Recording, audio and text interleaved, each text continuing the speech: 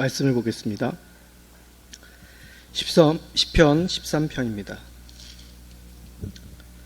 시편 13편 1절에서 6절.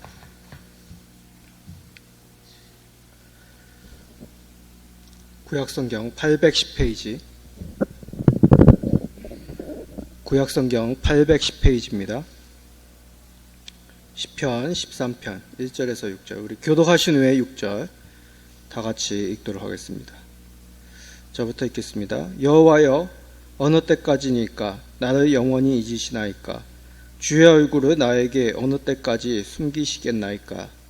나의 영혼이 번민하고 종일토록 마음에 근심한 어느 때까지야? 내 원수가 나를 치며 자랑하기를 여호와 내 하나님이여, 나를 생각하사 응답하시고 나의 눈을 밝히소서. 두렵건대 내가 사망의 잠을 잘까오며 두렵건대 나의 원수가 이르기를 내가 그를 이겼다 할까오며 내가 흔들릴 때에 나의 대적들이 기뻐할까 하나이다. 나는 오직 주의 사랑을 의지하여 싸우니 나의 마음은 주의 구원을 기뻐하리이다. 내가 여호와를 찬송하리니 이는 주께서 내게 은덕을 베푸심이로다. 아멘.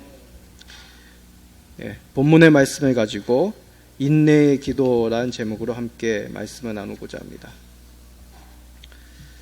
우리는 보통 환난이나 고난이나 이런 것들을 참 싫어합니다. 부정적으로만 보는 것이죠. 사실 누구나가 큰 어려움을 닥치는 것 누가 좋아하겠습니까? 되도록이면 그런 어려움이 피해갈 수 있도록 우리가 살피고 조심하는 것이 어떻게 보면 마땅합니다. 그러나 우리 신앙의 세계에서는 어려움을 겪을 당시에는 우리가 잘 알 수 없으나 그런 어려움을 지나고 나면 이것도 하나님의 섭리였구나 하는 경우들이 참 많습니다. 저에게도 미천하지만 그런 경험들이 많았습니다. 예전에 제가 칠원교회에서 사역할 때 부교육자로 전도사 시절 때부터 사역하면서 사택에 그만 불이 난 적이 있었습니다. 그래서 저희 가족들은 다치지 않고 불이 크게 번지기 전에 피했지만은 대부분 살림살이를 다 불에 소실되었습니다. 책 신학서적 몇 개 하고 옷 몇 가지 말고는 건진 것이 없었습니다. 물론 차야 바깥에 있었으니까 불에 타지 않았죠. 그러나 그거보다도 더 마음이 아팠던 것은 교회가 큰 피해를 입었다는 것 아니겠습니까? 그것이 인재는 아니지만 이제 비가 오고 나서 습기가 좀 집에 오래된 집이다 보니까 습기가 차서 이제 전기누전으로 화재가 났었습니다. 어떻든 간에 교육자로서 참 마음이 무거웠습니다.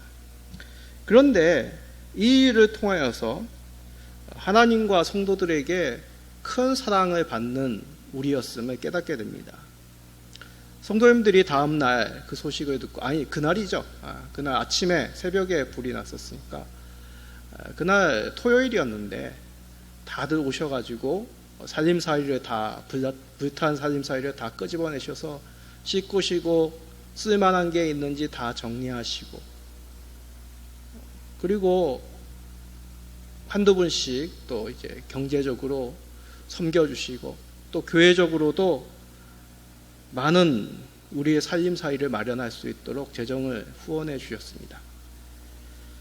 그것을 통해서 그 당시에는 불이 나고 참 많은 어려움을 겪었지만은 하나님이 정말 사랑으로 우리를 책임져 주시고 이끌어 주시는 그러한 하나님임을, 또한 교회와 성도들의 사랑을 경험하였습니다. 지금까지도 우리 교회를 돕고 있는 교회 중에 칠원교회가 있죠. 목사님과 교제를 가지고 또 성도들과도 그렇게 교제를 가지며 우리 교회가 있기까지 개척교회로서 많은 도움을 지금도 주고 있습니다. 그러나 인간인 저의 눈에는 그 즉시 그 화재가 왜 일어나는지를 알지 못했던 것이죠. 물론 하나님이 책임져 주시겠지라는 믿음은 잃지 않았습니다. 그러나 왜 하나님께서 이러한 것을 허락해 주셨나 그런 거는 알지를 못했죠. 그러나 지나고 나니까 이를 통해서 교회를 사랑하고 또한 성도를 사랑하며 서로의 아픔을 함께 나누는 것이 무엇인지를 더 깊이 알 수 있는 그런 귀한 믿음의 연단으로 하나님께서 삼아 주셨다는 것입니다. 저만이겠습니까? 손 목사님이야 더 오랜 세월을 사역을 하셨으니까 그 많은 인생 가운데 체험을 하셨을 것이고 또 성도님들도 마찬가지 아니겠습니까? 성경의 믿음의 위인들 또한 그리고 교회사에서 아니 세상사에서도 그런 많은 사람들이 위기와 고난을 통해서 더 많은 것들을 얻게 되었음을 믿음의 열매를 얻게 되었음을 우리는 잘 알고 있습니다. 우리 고신의 역사가 그러지 않습니까? 고신의 역사는 바로 순교의 역사요 핍박과 고난의 역사 가운데 시작되었음을 우리는 잘 알고 있습니다. 그 가운데 믿음으로 살아온 우리 선조들의 인내를 통해 우리가 지금 이 자리에 있음을 우리는 깨달아야 된다는 것이죠. 자, 그런데 우리는 단지 그것을 모범론적으로만 받아들여서는 안 된다는 것입니다. 그랬으니까 나도 이렇게 살자. 물론 그것도 중요합니다. 그러나 그 신앙의 모습 중심에 있는 믿음을 우리가 더 바라봐야 된다는 것이죠. 어떠한 믿음으로 그들이 그 어려움들을 잘 이겨내었을까? 바로 오늘 말씀의 제목, 바로 인내입니다. 인내함이 단지 마음의 결단이 아니라 하나님에 대한 신뢰, 그 믿음의 결과물이었다는 것이죠.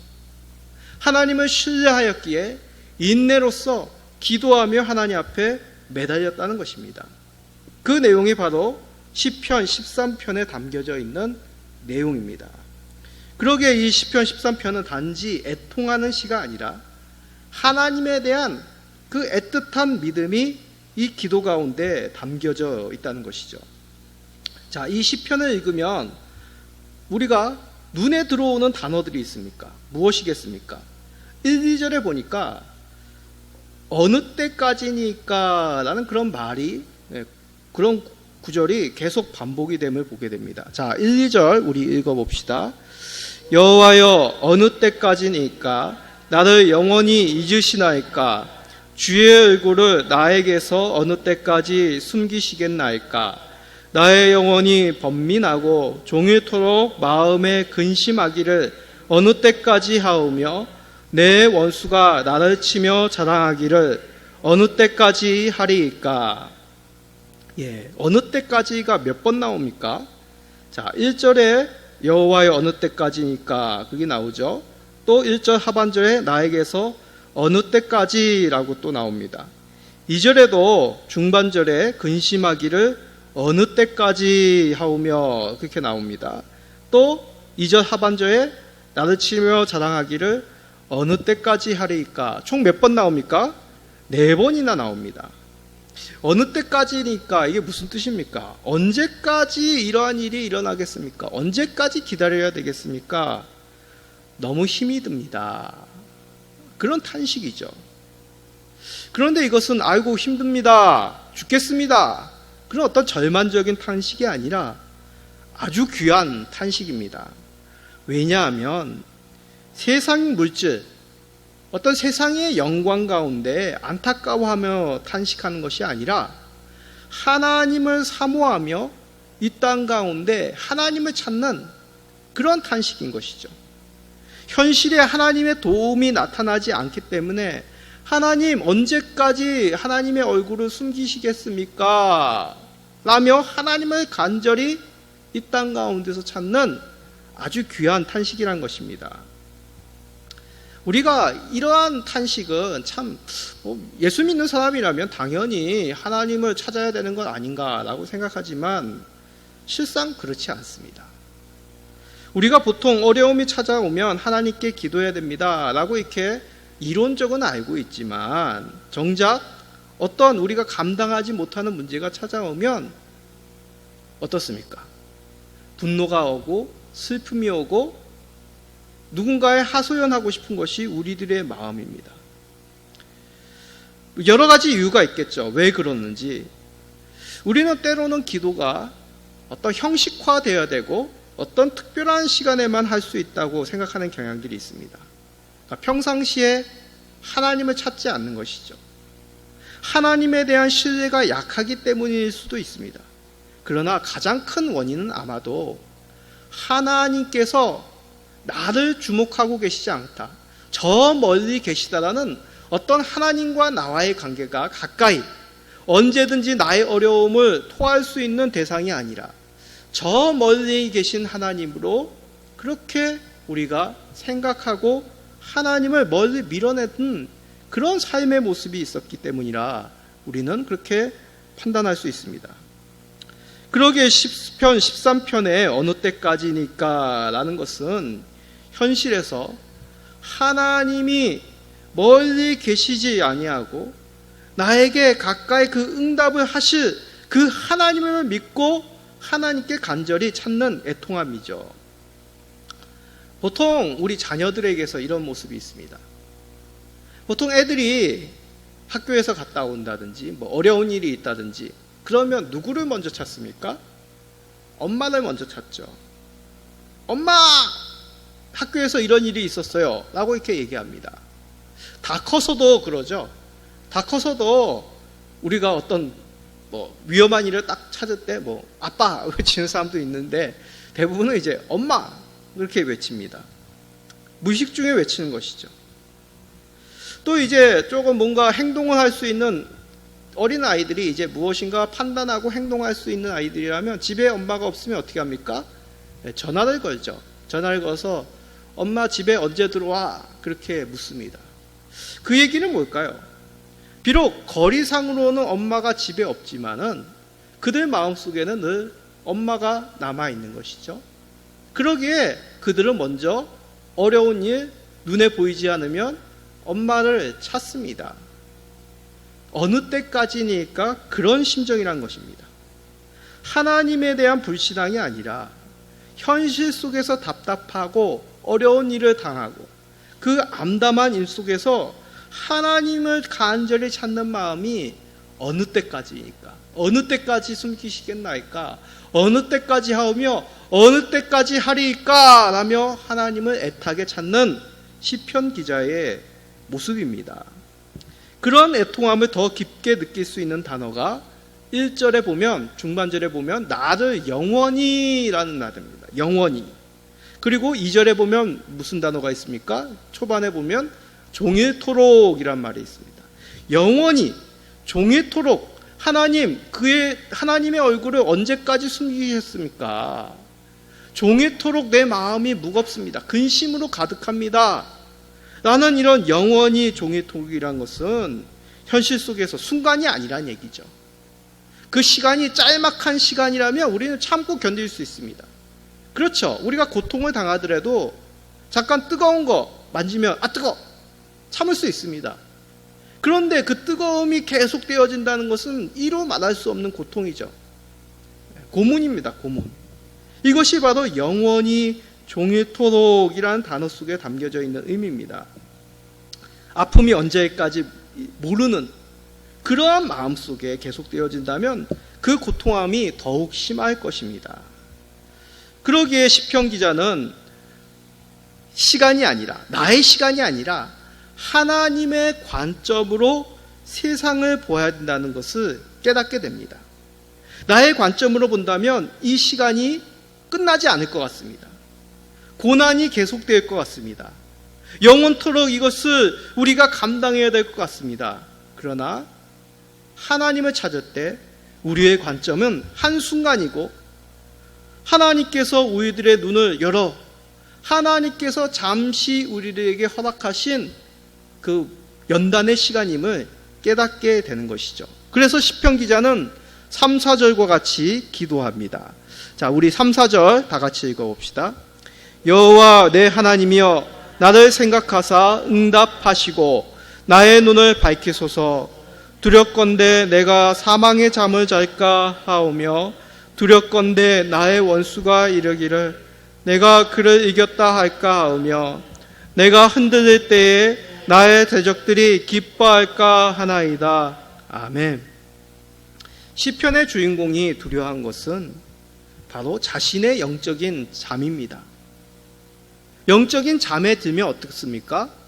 하나님을 바라봐야 될 그 영적인 시야가 세상으로 향하게 되는 것이죠. 세상은 어떻습니까? 원수들이 승리하였다고 득이양양 큰 소리 치는 것이 눈에 들어옵니다. 악인들의 그 희희낙낙하는 모습이 눈에 들어오는 것이죠. 그것이 바로 1절에서 얘기하는 후반절에 보면 사망의 잠이라는 것입니다. 사망의 잠이란 하나님을 멀게만 느껴지는 그런 영적인 눈이 가리워지는 것, 영적인 죽음을 가리키는 것이죠. 그러한 눈에 잠겨져 있던 성경의 대표적인 인물이 있습니다. 바로 요나 선지자입니다. 요나 선지자는 알다시피 선지자입니다. 하나님의 뜻을 받아 세상 가운데, 이스라엘 백성 가운데 선포해야 될 사람이죠. 그런데 그의 눈에는 하나님의 메시지, 하나님께서 왜 이스라엘에게 그러한 고난을 주셨는지에 대한 하나님의 시야, 뜻들이 아니라 그 원수 아수르에 대한 분노함, 그 미움만이 가득하였습니다. 그 미움은 다시 말해 하나님에 대한 불신이죠. 그러기에 이 요나는 하나님이 명령하신 니느웨로 가지 않고 어떻게 합니까? 반대 방향으로 가는 다시스, 지금의 스페인이라고 얘기하죠. 그 반대 방향으로 가는 다시스의 배를 탑니다. 그리고 그 배의 밑바닥, 아무도 알지 못하는 그 배의 밑바닥에 가서 잠을 자버립니다. 이 모습은 단지 요나가 먼 길을 왔기 때문에 피곤하였다는 것이 아니라 바로 하나님에 대한 불신의 그 영적인 깊은 잠, 영적인 죽음 가운데 있는 이 요나의 모습을 단적으로 표현한 모습입니다. 자, 그런데 시간이 지나자 요나가 탄 배는 어떻게 됩니까? 광풍에 휘몰아쳐 침몰 직전에 놓이게 됩니다. 그러자 배에 있던 모든 사람들은 살기 위해서 그들의 신의 이름을 부르며 다급해하며 발버둥을 칩니다. 그런 순간에도 요나는 태연하게 깊은 잠을 자고 있죠. 자, 이것을 보다 못한 선장은 요나를 차서 깨웁니다.